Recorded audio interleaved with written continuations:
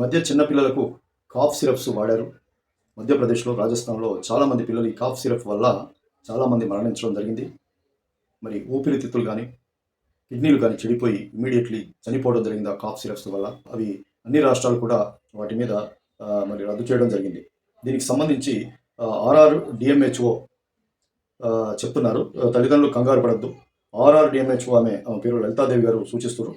మధ్యప్రదేశ్లో SR13 బ్యాచ్కు చెందిన cough సిరప్లో డైఈథలిన్ glycol కలవడంతో పిల్లల కిడ్నీలు పాడై చనిపోతున్నారని, ఆ మందును మరి టీజీలో బ్యాన్ చేసినట్టు స్పష్టం చేశారు. మన తెలంగాణలో మరి బ్యాన్ చేశారు.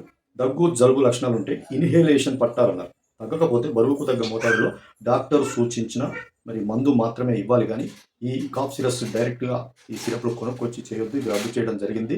డాక్టర్లను కలిసి వాళ్ళు సూచిస్తే మందు మాత్రమే వాడాలి. కానీ మరి ఆ కాఫ్ సిరప్స్లు డైరెక్ట్గా కొనుక్కొచ్చి వాడొద్దు, పిల్లల్ని చంపుకోవద్దని లలితాదేవి గారు చెప్పారు.